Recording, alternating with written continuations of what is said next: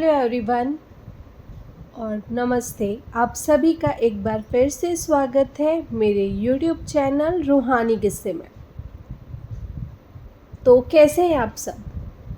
आशा करती हूँ आप सभी लोग अपने जीवन में मस्त और अच्छे होंगे। मैं आज एक और कहानी आप सभी के सामने लेकर आ गई हूँ, लेकिन कहानी शुरू करने के पहले मैं आप सभी लोगों से रिक्वेस्ट करती हूँ, अगर अब तक आप लोगों ने मेरे चैनल को सब्सक्राइब नहीं किया है तो प्लीज़ मेरे चैनल को सब्सक्राइब करें। सब्सक्राइब करने के लिए मेरे चैनल के नाम के नीचे जो सब्सक्राइब बटन है उसे क्लिक करें और साथ ही साथ बेल नोटिफिकेशन भी ऑन कर दें, ताकि मेरे चैनल पे जब भी कोई वीडियो पोस्ट हो तो उसका नोटिफिकेशन आप लोगों के मोबाइल में पहले आप लोगों को मिल जाए। तो चलिए आज की कहानी शुरू करते हैं। और जो आज की कहानी होने वाली है ना, वो होने वाली है कैला देवी मंदिर के बारे में, जो राजस्थान में स्थित है।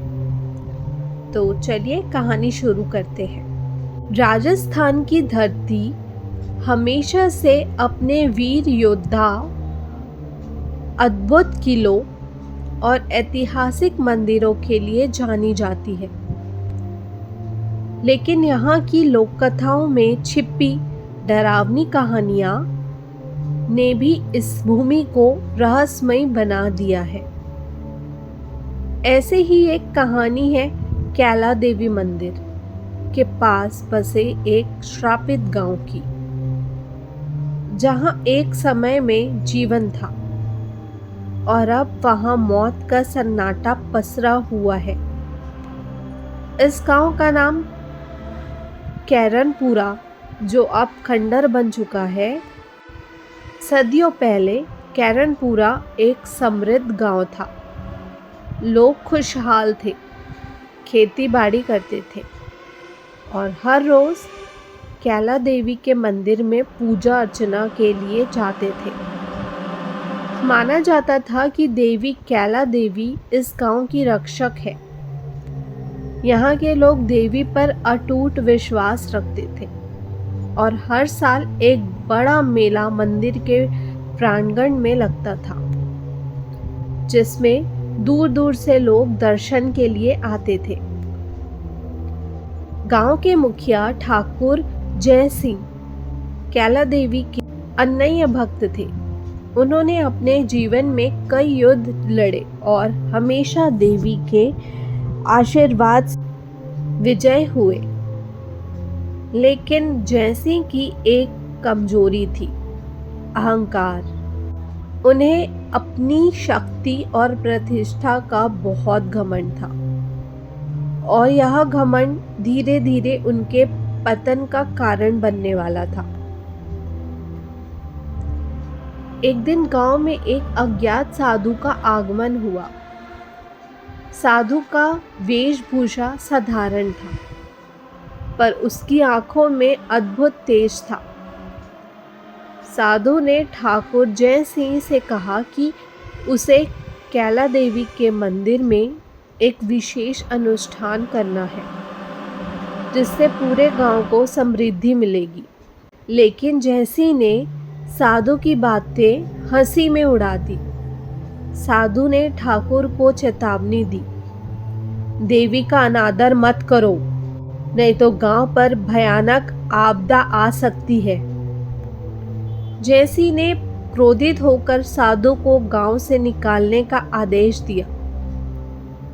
साधु ने जाते जाते गांव को श्राप दिया, यह गांव अब कभी समृद्ध नहीं होगा, यहाँ जीवन का अंत होगा और हर रात इस गांव पर मौत का साया मंडराएगा। साधु के श्राप के बाद धीरे धीरे गांव में अजीब घटनाएं होने लगी। सबसे पहले गांव के लोग अचानक बीमार पड़ने लगे। स्वस्थ लोग भी रातों रात मरने लगे।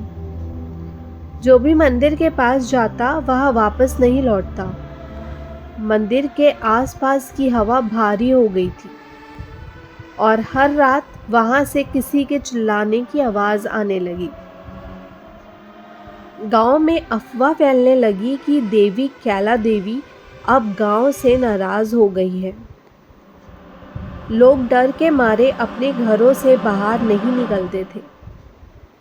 ठाकुर जयसिंह ने अपने कुछ विश्वस्त सैनिकों को मंदिर की जांच करने के लिए भेजा, पर वह सैनिक कभी वापस नहीं लौटे। अब गांव में आतंक फैल चुका था। एक रात ठाकुर जयसिंह ने खुद जाकर कैला देवी के मंदिर में जाने का फैसला किया। उसे विश्वास था कि देवी उससे नाराज नहीं हो सकती। उसने अपने कुछ वफादार सैनिकों को साथ लिया और मंदिर की ओर बढ़ा। जैसे ही वह मंदिर के पास पहुंचा, हवा में ठंडक फैल गई। मंदिर के दरवाजे अपने आप खुल गए और अंदर से भयानक चीखों की आवाजें आने लगी। जैसे ही जयसिंह ने मंदिर के अंदर कदम रखा, उसने देखा कि वहां साधु खड़ा था, जिसके चेहरे पर एक अजीब सी मुस्कान थी। साधु ने कहा, तूने देवी का अनादर किया और मेरे श्राप को मजाक समझा। अब तुझे इसकी सजा मिलेगी।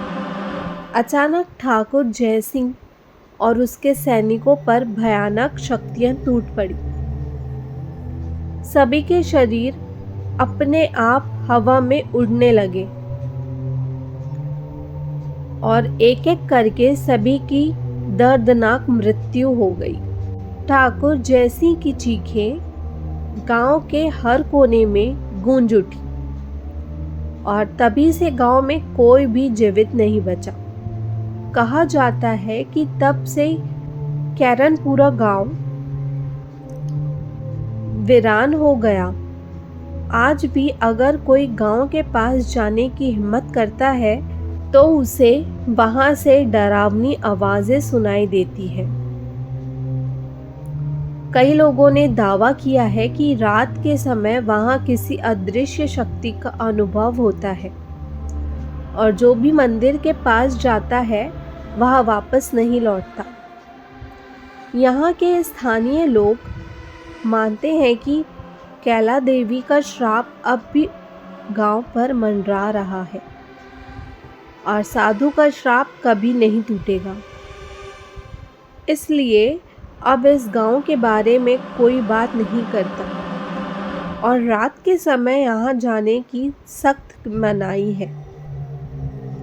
कैला देवी मंदिर और कैरनपुरा गांव की यह कहानी राजस्थान की उन कई कहानियों में से एक है जो समय के साथ धुंधली होती गई है। लेकिन जो लोग इस गांव से गुजरते हैं वे कहते हैं यहाँ का सन्नाटा आज भी दिल को चीरने वाला है और यहाँ की हवाओं में आज भी एक डरावनी दास्तां बसी हुई है। तो दोस्तों, इतनी ही थी आज की कहानी। आशा करती हूँ आप सभी को कुछ नया पता चला होगा और ये कहानी अच्छी लगी होगी। अगर कहानी अच्छी लगी हो तो इस कहानी को एक लाइक और मेरे चैनल को सब्सक्राइब करना प्लीज़ ना भूलें और मुझे कमेंट करिए और सजेशंस दीजिए और बताइए कि आप अगली आने वाली कहानी किस पर सुनना चाहेंगे। तो मैं कल फिर से मिलती हूँ आप लोगों से एक और किस्सा लेके। तब तक के लिए bye bye, take care and thank you for watching.